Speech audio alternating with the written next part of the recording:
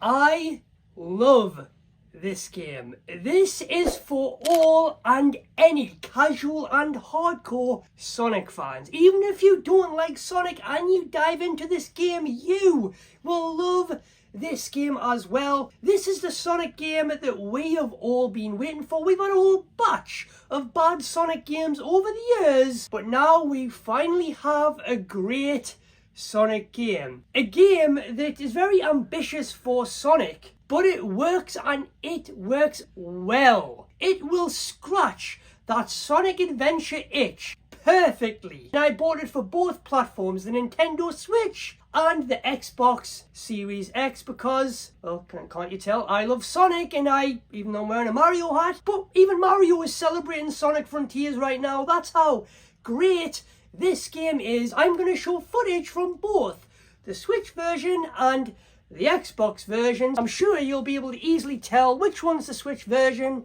and which one is the Xbox version. The overall speed and movement of Sonic in this game is pretty amazing, as it should be. It's Sonic, and it's fast as you dash around this world and stages at such a high speed with heights and rails you can traverse and grind on. It's just really, really fun. Major props to Sega for a really, really good Sonic game that has never really been done before. This scope, this magnitude, and it's just something to behold. They have actually put Sonic in this free roaming world, and it just works. The puzzles are simple, so straightforward. Basically, you go here, collect a bunch of stuff, then move on to the next area and pretty much do it all over again. Go here, collect some stuff, do some simple puzzles, unlock this and that, do some mini games, little quests, and then move on with a mix of 3D and 2D Sonic stages through these cyberspace sections. It can get pretty repetitive, yes, and you are essentially doing the same thing. Now, I am very early on in this game, but I do know there is 5 islands, and those 5 islands are all themed differently. Now, there's different currency in this game, and it can be a little bit confusing working out what all the currency is for. So you'll be repairing these portals to these cyber stages using gears you obtain by defeating enemies, gathering so many to open up a portal around these islands, collecting rings to prevent you from instantly dying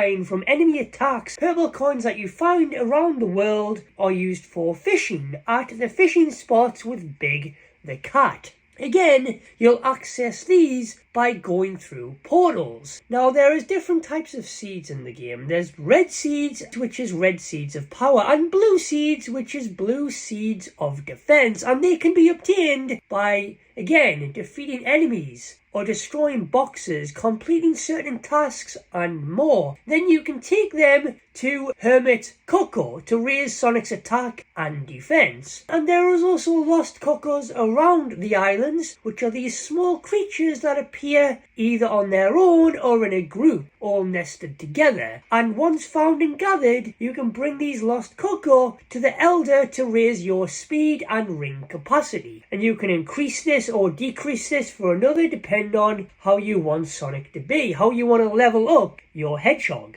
Now, Sonic Frontiers as a whole. It's a lot of fun. It's a really great game, and definitely a step in the right direction to finally, hopefully in the future, get us that Sonic Adventure 3 title down that road to WrestleMania, because this game is essentially a glimpse into a Sonic Adventure 3 title. The way it works, the way it plays, the way you're free roaming around adventuring through these islands. The aim of the game is to explore these really big islands and figure out how to rescue all of your friends. You and your friends all get teleported through a wormhole to the Starfall Islands, and once you're there, you're essentially just dropped into this big sandbox, dropped in to this big, gigantic, open, mysterious world that you just go and explore and just figure things out for yourself. And sometimes you will be stumped. You will be trying to essentially figure out how to get over there, or what do I need to do this or that, or how do I unlock this? The more you explore, the more tasks and quests that you do by doing little puzzles and things like that really aren't too difficult. It'll all just click.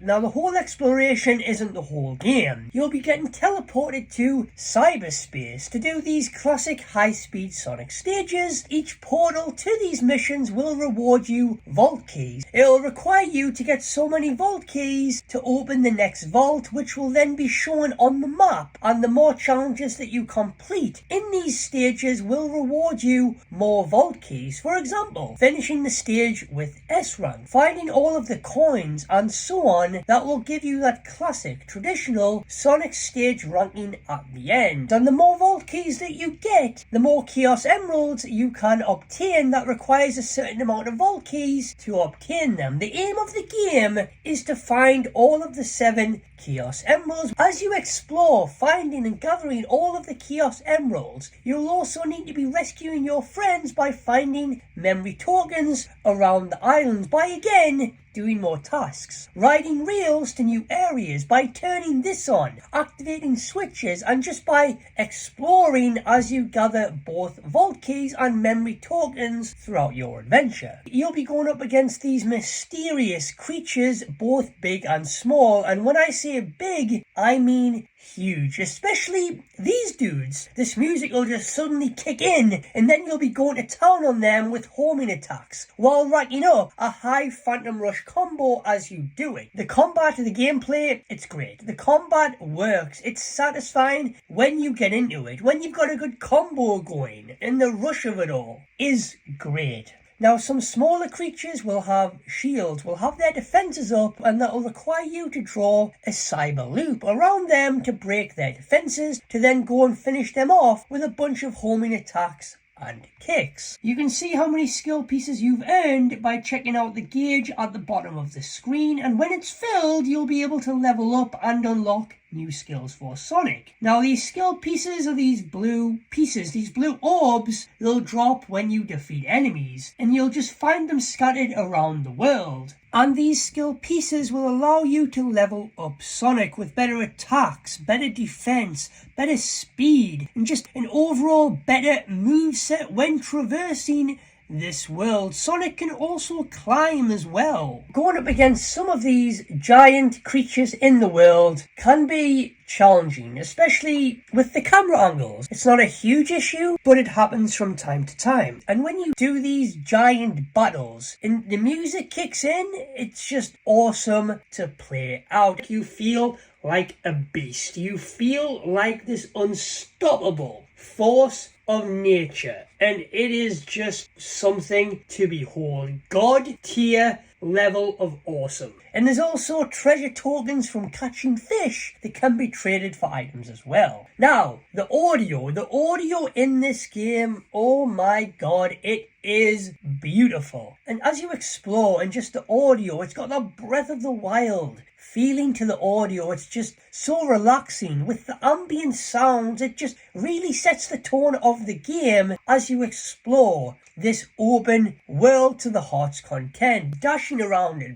boosting around it, going at such high speeds with Sonic, and you've got that just really nice ambient tone to the game. Then it mixes it all up completely for the stages and completely changes it. Now, on Switch, this version does have some really rough edges on Switch and frequent pop-ins with motion blur to hide some of those rougher areas in this version compared to the Xbox version, where it's just crisp vistas. Not really any drastic pop-ins. You can see everything from afar. The draw distance is good. On Switch though, this is where the islands that you are exploring comes into play, and it's nice. Sure, it's nice. It's on Switch. Great. It's impressive, but overall it does just, I don't know, pretty extreme pop-ins. The draw distance isn't great. The assets change and load in real time right in front of you as you explore, but it is on Switch, so I guess we should have expected this, right?